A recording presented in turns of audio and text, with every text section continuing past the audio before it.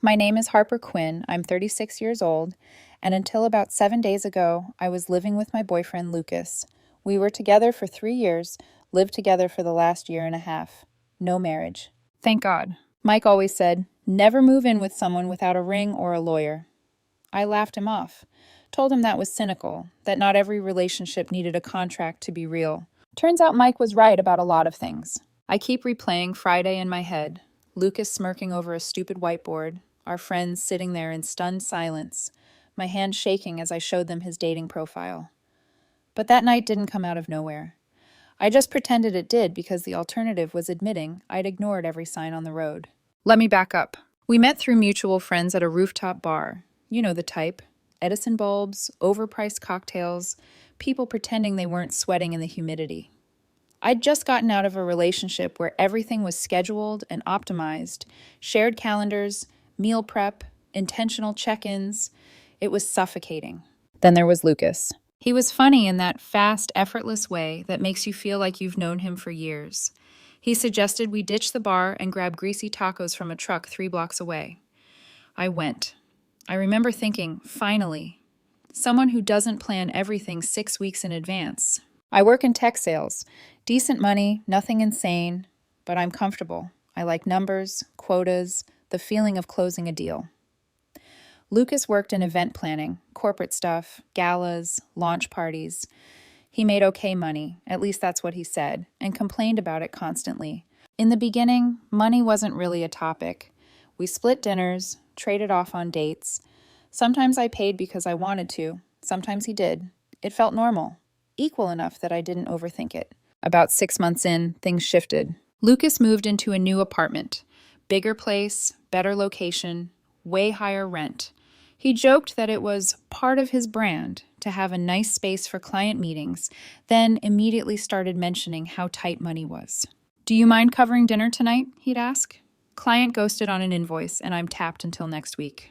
Can we Uber instead of me driving? I'm trying to save on gas. My car's dying. Little stuff. I picked up the tab more often. I told myself that's what you do when you care about someone. You're flexible. Relationships aren't about keeping score. At least that's what I used to tell myself as I watched my credit card balance creep up. Then his car finally did die, or, in his words, decided to self-destruct. Transmission, $3,000. We were sitting at my kitchen island when he told me, hands in his hair, eyes wide with guilt. Harper, I don't know what I'm going to do. I need my car for work. Taxis, ride shares, it'll kill me. I've got like $400 in my checking account. I stared at him, doing mental math. I could afford it. It would hurt, but I could. I'll pay you back, he said quickly when he saw the hesitation on my face. As soon as my tax return comes in, I swear. I lent it to him. $3,000. I even transferred it immediately so he could get it handled. His tax return came and went. The loan never came up again. That was the first time I wrote a number down in the mental ledger. His birthday came a month later. Lucas had been talking nonstop about this resort 2 hours away that he'd always wanted to stay at. It's got these infinity pools and the restaurant. Harper, oh my God, the food. So I booked it. Weekend trip. Nice room with a view, spa session, 2 fancy dinners. The bill was around $1,500. He looked at me like I'd put the stars in his hands. Posted photos all over social media. The pool, the cocktails, me laughing across the table from him. Blessed, power couple, dream weekend. My birthday was 2 months later. He showed up at my apartment with a 6-pack of beer I don't even like, and a card he'd clearly bought from the pharmacy on the way over. The message inside said, "You're amazing. Don't ever change. L." That was it. I'm not saying relationships are transactional. I'm not expecting a spreadsheet of gifts versus gifts, but there's a difference between not keeping score and pretending you're not being taken advantage of. After that, the pattern was harder to ignore. Babe, my phone bill's behind. Can you loan me $200? I'll give it back next Friday. The minimum on my credit card is brutal this month. Could you spot me $400 just this once? There were always reasons. There were always promises. The funny thing about loans is that at some point, when they never get repaid, they quietly become donations. I tried to talk to him about it once. I remember that conversation way too clearly. We were washing dishes. I'd just paid rent, utilities, and the resort trip was still sitting on my card. Lucas, I started carefully. I'm happy to help when I can, but I feel like I'm covering a lot lately. Maybe we should look at a budget together? just so we're on the same page. He froze, plate midair. I didn't realize you were keeping track of every dollar like an accountant, he said. I thought we were a team. I felt my cheeks burn. It's not about counting every dollar, it's just, I want to make sure this is fair. So now I'm some kind of freeloader? His voice went sharp. You know how hard my job is. You make more than me, obviously, but I'm trying. Sorry I'm not in tech. That wasn't what I'd said, at all. But suddenly I was the villain, the cold-hearted corporate girl making her struggling artist boyfriend feel small. I'm not saying that, I murmured, backing off. Forget it, it's fine. That was my first mistake, not the money, the retreat. When his lease was ending last year, he floated the idea of moving in together. It'll save both of us money, he said. Your place is bigger, and we already spend most nights together anyway. Why are we paying for 2 apartments? He wasn't wrong. I had a 2-bedroom place I rented on my own. It seemed practical, romantic even. The next step. We agreed we'd split rent and utilities down the middle. That's not what happened. First month, he was a little short because work was slow. Second month, same story. Third month, he didn't even mention rent, just said, I'll grab groceries this week to even it out. Except I was still the one buying most of the groceries, and the rent was in my name only. I'd signed the lease before he ever moved in. If something went wrong, my credit took the hit, not his. When I tried to raise it again, he rolled his eyes. I'm basically paying for all the household stuff, he said. That's the same thing as rent. Why are you obsessed with numbers? I wasn't obsessed, I was scared. There's a difference. I was working my tail off, hitting quota, grinding through end-of-quarter sprints. He worked normal hours, but somehow never had money. If I asked where it was going, it turned into a fight, so I stopped asking. That was mistake number 2. About 2 months ago, things got weird. He was always on his phone. Everyone is, I get that, but this was different. The screen would tilt away when I walked by. He'd take calls in the hallway or balcony with the door closed. His schedule suddenly filled up with late client meetings and venue walkthroughs. 3-4 nights a week, he'd leave around 6 and stumble in at midnight or 1. Sorry, he'd say, kissing my cheek. Corporate people have no respect for personal time. You know how it is. I wanted to believe him. I told myself he was hustling, trying to make more money so I wouldn't have to carry so much. That was the story I preferred. We weren't connecting. When he was home, he was distracted. I'd suggest a date night, and he'd be too tired or already promised to meet friends. Friends, by the way, that I had never met. He had a life that existed just outside my field of vision. Then, one night about 3 weeks ago, I walked past the kitchen and everything shifted. Lucas had been working on something at the island and left his laptop open when he went to shower. I wasn't snooping. I wasn't even thinking about him. I just went to grab a glass of water and the screen caught my eye. It was open to a browser window. A dating app. Bumble. His profile was right there. Name, photos, the little bio he'd written. The status said, active now. My stomach dropped so hard I had to put the glass down. I stood there, frozen, staring at his face in those photos. Photos I recognized because I'd taken most of them, including one from the resort weekend I'd paid for. My first thought wasn't rage. It was denial. Maybe it's old. Maybe he forgot to delete it. Maybe he just left it logged in by accident. All the maybes you reach for when the truth feels like it will burn you alive. I closed the laptop quietly and walked away like nothing happened. But from that moment on, every time his phone buzzed, every time he said client dinner, something inside me twisted. A few days later, when he was in the shower and the laptop was open again, I checked. The profile was still active. The messages were recent, like, that day recent. I scrolled just enough to see a preview. Had a great time at dinner Tuesday. When can we do it again? My hands shook as I pulled my own phone out and snapped a few pictures of the screen. I didn't even know why. Not yet. Maybe because deep down I already knew he'd lie. And I was done being told I was imagining things. I locked my phone, stepped away from the counter, and stared at my reflection in the dark window over the sink. My face looked like someone else's. Calm, controlled. In my chest, something ugly and electric was waking up. I told myself I'd confront him that night. Then he came out of the bathroom, hair damp, smelling like my shampoo, wrapped his arms around me, and asked if I wanted to watch a movie. I said yes. I chickened out. Looking back, that was mistake number 3. The last one. Because if I'd ended it then, maybe we wouldn't have ended up at that stupid game night. Maybe I wouldn't have had to hear my relationship reduced to a joke in front of everyone. But I didn't end it. I let it build. All the way until Friday. All the way until someone handed me a whiteboard and said, On a scale from 1 to 10, rate your relationship. And I had to decide if I was going to keep lying to myself or finally tell the truth. The question that wouldn't leave me alone all week was stupidly simple. If I already knew he was cheating, or at least trying to, why was I still there? I asked myself that on Monday when he kissed my forehead and left for a late site visit. I asked it on Wednesday when he came home smelling faintly like cologne that wasn't his. I asked it Friday morning while I stared at the screenshots on my phone, his Bumble profile, the active now status, the preview of messages, and I asked it again Friday evening, standing in front of my bathroom mirror, mascara wand in hand, while Lucas shouted from the living room, "Babe, are you almost ready? We're going to be late to Dave and Nicole's." Game night. The monthly couples thing that used to be my favorite. Pizza, board games, too much wine, community. Lately, it felt like a performance I was too tired to give. "I don't know if I'm up for it," I called back. "I've had meetings all week. I kind of just want to sleep for 12 years. He came to the bathroom doorway, leaning against the frame.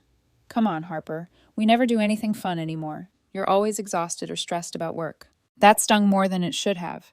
I met my own eyes in the mirror, lined and tired. "I'm stressed about everything," I said quietly, "including you." But I didn't say the last part out loud. I never did. He stepped behind me, slid his hands around my waist, kissed my neck. "Please? Dave already bought my favorite IPA. Nicole made that buffalo dip you like. It'll be good for us." Us. He said it like it meant something, like we were on the same team. I put the mascara down. "Fine, let's go."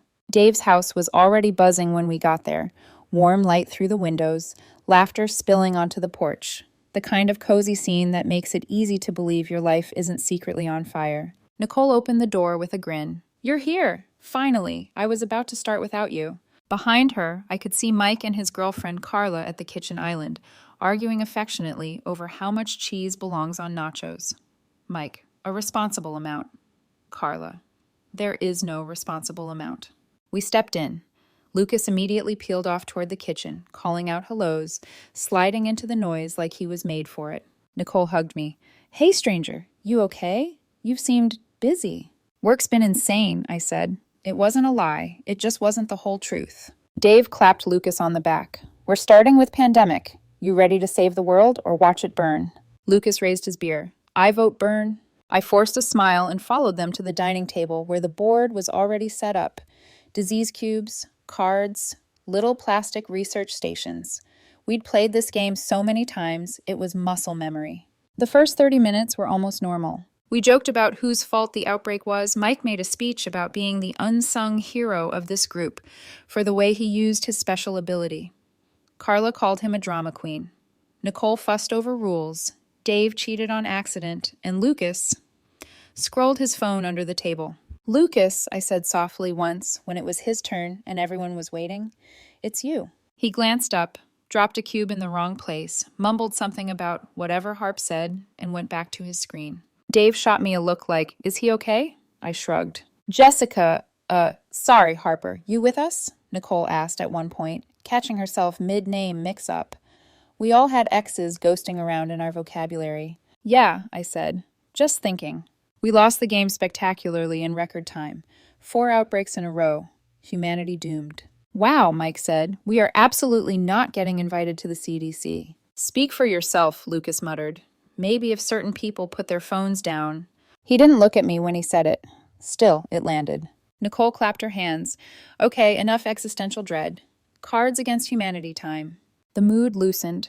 Drinks flowed faster. Lucas liked this game more. Probably because he could be crude and get rewarded for it. He watched everyone's reactions like a performer, basking when he got the biggest laughs. I watched him. Watched how he leaned a little too close when Carla read the cards, how he laughed too loud at Nicole's jokes, how his phone buzzed face down on the table and his eyes darted to it every time. It was like watching a show you'd already seen, realizing the plot twist had been obvious from episode 1. Around 10, Nicole disappeared into the living room and came back with a stack of little whiteboards and markers. "New experiment," she said, practically vibrating. "I found this couples game online, kind of like the newlywed thing, but more real. You answer questions about your relationship, then reveal at the same time." I felt my whole body tighten. "Hard pass," Lucas said immediately. "This sounds like a setup." "Oh, come on," Carla said. "It's just for fun." Yeah, it's not therapy, Dave added. It's like feedback with snacks. Mike snorted. Nothing bad has ever started with those words. Nicole rolled her eyes. It's optional, but I think it could be interesting. If anyone's uncomfortable, we stop. Deal? Everyone mumbled agreement, took a board and marker. Even Lucas, eventually, after Nicole shoved one at him with a "don't be a coward." He gave her a mock glare, but he was grinning. He lived for this kind of spotlight. I turned my blank whiteboard in my hands. The marker felt heavier than it should. Nicole read the first question. Okay, question 1. On a scale from 1 to 10, how would you rate your communication as a couple? Easy starter. We wrote. Ready? 1, 2, 3. Boards flipped. Dave and Nicole both had 8. High-fived. Mike had 7. Carla had 6. They shrugged. Close enough. Lucas and I'd written 6. He'd written. He leaned over, kissed my cheek. See? Not bad. The table awed. I smiled, but something in my chest didn't move. Next question. Trust. I wrote another 6. Lucas wrote 8. Wow, Dave said. Someone's confident. Lucas grinned at me. I trust you. It was supposed to be sweet. I wondered if he'd still say it if he knew what was on my camera roll. Nicole kept going. Little things. Intimacy. Quality time. Shared values. We ended up mostly in the same ballpark. Enough for the others to joke about us being relationship goals in some categories. I wanted to tell them I had screenshots of him being someone else's goal on Tuesday night. Then Nicole read the next question, her tone light, oblivious. Okay, big one. On a scale from 1 to 10, overall relationship satisfaction. 10 is, this is literally perfect, never change. 1 is, what are we even doing? The room hummed with nervous laughter. My hand hovered over the board. I could lie. I could write an 8, let everyone laugh, let Lucas kiss me again and pretend the undercurrent of dread wasn't dragging me out to sea. Instead, I thought about my life, about my bank account, about waking up alone in bed while he networked, about $3,000 in transmission costs and a weekend resort and a 6-pack of beer I didn't like, about a dating app open on a laptop in my kitchen. I wrote a 3. It felt weirdly honest, maybe generous. Beside me, Lucas scribbled quickly. Nicole looked around. Ready? 1, 2, 3. Boards flipped. Mike, 8. Carla, 8. They high-fived so dramatically they almost hit their drinks. Dave, 7. Nicole, 9. She smacked his arm. Excuse me, where did the other 2 points go? He laughed. Have you seen yourself on laundry day? Everyone giggled. Then their eyes fell on our boards. Lucas, 2. Me, 3. The atmosphere changed like someone had opened a window in winter. A little gasp from Carla. The fizz of a soda can in the kitchen suddenly sounded too loud. Whoa, Dave said finally. Plot twist. Lucas looked down at my board, then slowly at me. A 3? My chest tightened. You put a 2. Yeah, but... He cut himself off, glancing around at the faces watching us. It's just... You really think we're a 3? You really think we're a 2? I countered. A tiny beat of silence. Hey, Nicole said quickly, voice bright and brittle. It's just a game. Scores don't have to... Mike, bless him, didn't let it go. Why a 2, Lucas? Lucas shrugged, leaning back in his chair like none of this mattered. I don't know. We've been... off. We barely spend time together. When we do, it's not fun anymore. Everything feels like a chore. The words stung. Not because they were entirely false, we were off, but because of the way he tossed them out. Casual, as if I were some boring obligation he'd outgrown. I'm always working, I said, heat creeping up my neck. You're out 3, 4 nights a week. For work, he snapped. We've talked about this. Have we? My voice wobbled just enough for me to hate it.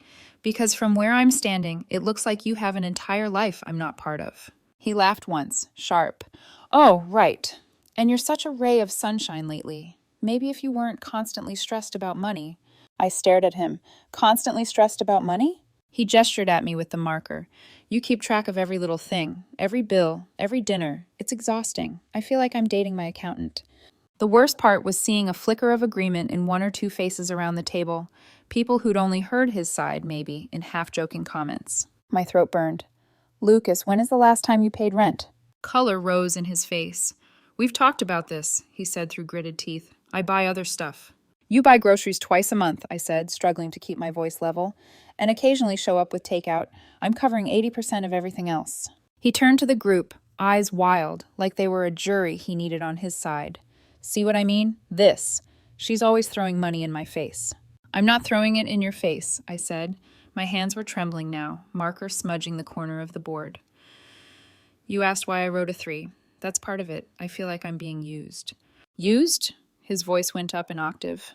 I work. I contribute. Do you, though? The second the words left my mouth, I wanted to swallow them back. He stiffened. The room held its breath. Wrong move, Harper, Mike muttered under his breath. Too late. Lucas pushed his chair back, stood up. You know what? He said, picking up the marker again. Fine. You want honesty? He grabbed his whiteboard, the big black 2, staring up at all of us, and dramatically scribbled it out. Nicole stood frozen, eyes wide. Lucas, we don't have to. No, he said, voice loud now, feeding off the tension like it was oxygen. If we're gonna rate, let's rate. He wrote a big, aggressive 0 across the board. 0 out of 10, he announced, turning it toward me. That's what this relationship is worth to me. My heart did something strange. Not a break. A clean, cold snap. Nobody spoke. Then he paused. A new thought seemed to light up behind his eyes, uglier than the last. Actually, he said, the corner of his mouth curling, that's not fair. I should be more generous. He erased the 0 slowly, theatrically, like we were his audience and this was some kind of show. I watched his hand move across the board, watched him draw a new number. 2 out of 10 for the relationship itself, he said, voice dripping with sarcasm. But he added another number beneath it, then a little plus sign. Add 4 points for the money, he continued, and all the free rent. A few people coughed. No one laughed. He turned the board so everyone could see. 210 plus 4 for money, Aylor 6. There, he said, smiling a smile that made my skin crawl. Final answer. The room was dead silent. Every eye swung to me, waiting to see if I would cry, scream, storm out, collapse. Instead, everything inside me went perfectly, terrifyingly still.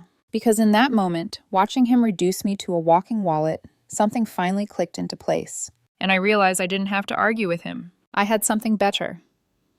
I don't remember standing. One moment I was sitting there with his 2 out of 10 plus 4 for money, still hanging in the air like toxic smoke. And the next my chair scraped back against the hardwood and every face in the room snapped toward me. Lucas smirked like he'd won something, like humiliating me was a victory. But I wasn't humiliated. I was done. Mine is a 0, I said quietly. Lucas blinked. What? My score. My voice didn't waver. It's 0. A ripple of stunned silence moved across the table. Then I reached for my phone. Lucas's confidence cracked immediately. Harper, what are you doing? Being honest, I said.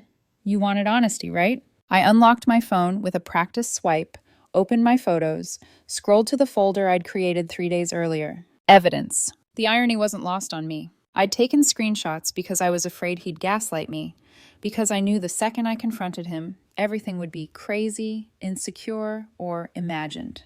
Not anymore. I turned the screen outward. This, I said, is why it's a 0. The first photo, Lucas's Bumble profile, time-stamped active 1 hour ago. Someone gasped, Carla, I think. Lucas's face went ghost pale.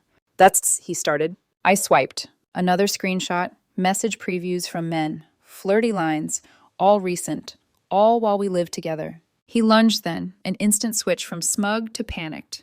Give me your phone. I pulled it back instinctively, stepping sideways. A beer tipped and spilled, foam running toward the cards on the table. Mike stood up. Hey, Lucas, chill. She's showing everyone my private messages, Lucas shouted, eyes wild. Your dating app messages, I said, heat rushing through me. While living with me, while I was paying your rent, while you were telling me you were at client dinners. He whipped toward the others, desperate. She's spying on me. She went through my laptop. I stared at him. You left it open. I walked by. You were literally active now. What was I supposed to do? Pretend it wasn't right in front of my face? That's old, he said quickly. Too quickly. I forgot to delete it. I swiped again. A message from 2 days ago. Dinner plans. A laughing emoji. A had fun Tuesday. When can we do it again? I held the screen up. 2 days ago, Lucas. That's... His mouth opened and closed. That's just... It's not what it looks like. It looks like cheating, I said. I haven't done anything, he yelled, voice breaking. Yet, I said softly. You were working on it, clearly. By now the room was suffocatingly quiet. Even the air felt heavy. Nicole stood frozen, hand over her mouth. Dave stared at Lucas like he was trying to solve a math problem that suddenly didn't add up. Carla looked horrified. Mike looked angry. But Lucas, Lucas looked like an animal in a cage, trapped, furious, terrified, and scrambling. "You're unbelievable," he spat at me. "You're so paranoid. You create problems to make yourself feel justified. Totally on brand for you, Harper. Always counting, always measuring, always waiting for me to slip up." He sounded like a man frantically shoveling dirt into a hole he was already buried in. I exhaled, slowly. "I wasn't waiting for you to slip up, Lucas. I was waiting for you to tell the truth." He barked a laugh. "You're insane!" "Lucas," Mike said sharply, "we all saw the messages." "Shut up, Mike," Lucas snapped. "You always hated me." Mike folded his arms. "Turns out I was right." Lucas turned toward the door like he'd bolt, but then twisted back, grabbed at my phone again. "Give it to me!" He reached across the table, knocking over another glass. Liquid splashed across the cards. Nicole flinched. Mike stepped between us.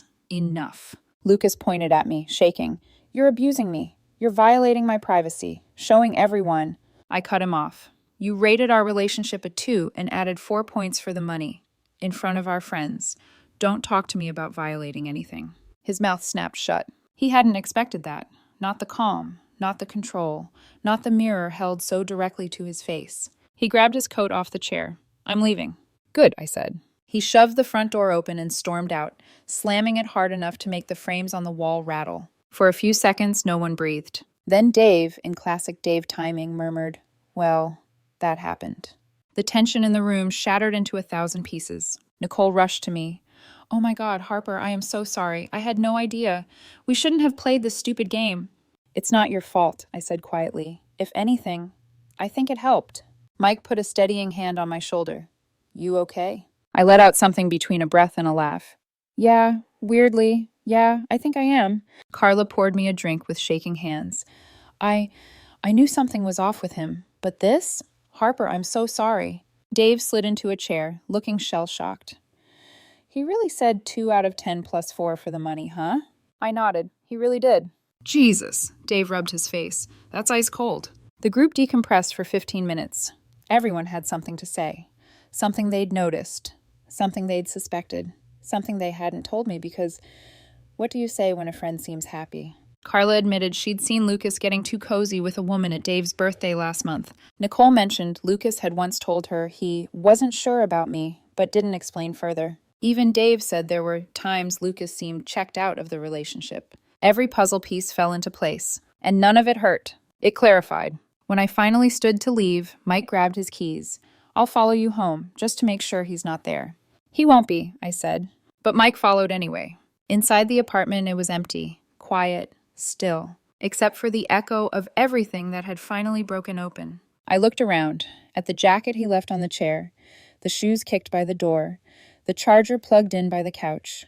Then I walked to the hall closet, grabbed some cardboard boxes, and started packing. Not angrily, not dramatically, methodically. I was halfway through folding one of his shirts when I heard the front door unlock. He stepped inside, saw the boxes, and froze. "What are you doing?" he asked, voice low and dangerous. I didn't even look up. "What does it look like?" I said. "I'm packing your things." Lucas stepped fully into the apartment, his keys still dangling from his hand. The door clicked shut behind him with a soft finality. For a heartbeat, neither of us moved. His eyes flicked from the boxes to me, then back to the boxes again. "You're kicking me out?" he asked, voice thin with disbelief. "You can't be serious, Harper." I set down the folded button-up I'd been neatly tucking into a box. "I'm very serious." "You—" He laughed once, sharp and humorless. "You don't get to kick me out. This is our place." "No," I said, wiping my hands on my jeans. "It's my place. My name on the lease. My rent payments. My utilities. My everything." He stepped closer, too close. "You can't just decide that." "I didn't decide it," I said quietly. "You did. Every month you didn't pay rent. Every bill you forgot. Every time you left me to cover everything. You decided a long time ago." His jaw clenched. "You know I've been struggling financially. God, you always hold it over my head. You love feeling superior." I looked at him, really looked, and realized he believed that on some level, that I had somehow become the villain in a story he wrote himself into. "That's the thing, Lucas," I said. "I didn't enjoy any of this. I wasn't keeping score to be superior. I was keeping score because I was drowning." He scoffed. "You make 6 figures. You aren't drowning." Emotionally, I said sharply. Financially, mentally. I've been doing this alone while you were planning dates with other women. His face blanched, a flicker of panic breaking through. Nothing happened, Harper. I told you. The messages. Don't! I lifted a hand. Don't insult both of us. For a second, he looked like he wanted to yell again, but something in my expression must have warned him off. Instead, he shifted tactics. Softened. Harper, please. His voice dropped into that gentle register he always used when he needed something. Hey, we can talk about this. We can fix this. I'm sorry I embarrassed you tonight. That game was stupid. I shouldn't have said what I said. I closed the box I'd been packing. You meant what you said. He swallowed hard. No, I didn't. Then why did you keep doubling down in front of everyone? A beat. He didn't have an answer, so he pivoted again. The pleading began. I have nowhere to go, he whispered. Please, it's 2 a.m. I don't have money for a hotel. You can't just leave me on the street. God. Even now, he wanted me to take care of him. Even now, after everything, he expected me to save him from consequences. I sighed, walked to my purse, and pulled out my wallet. I counted out $200 and held it out. He stared at it like it was poison. What is this? Hotel money, I said. A few nights. Enough time to figure out your next step. He didn't take it. You're seriously doing this, he said, throat tight. I'm seriously done, I said. His face twisted, anger, disbelief, wounded pride, all fighting at once. This is insane. Over some apps? It's not the apps, I said, finally letting the exhaustion leak into my tone. It's the lying, the money, the way you made me feel like a fool, the way you stood in front of our friends and said you were only with me because of what I could give you. His eyes flashed. I was joking. No, I said softly. That was the first completely honest thing you've said in months. He exhaled sharply, grabbed the cash from my hand like it burned. Fine, he spat. If this is what you want. It is. He moved around the apartment like a storm, shoving things into boxes I'd neatly packed, making everything chaotic again. He slammed drawers, muttered under his breath, shot me angry glances like I'd personally betrayed him, as if he hadn't been betraying me for months. 15 minutes later, headlights pulled up outside, someone he'd called in the hallway. He stacked the boxes by the door, then paused. He stared at me with a mix of bitterness and something else I couldn't name.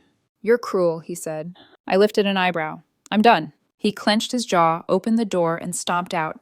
The car door outside slammed.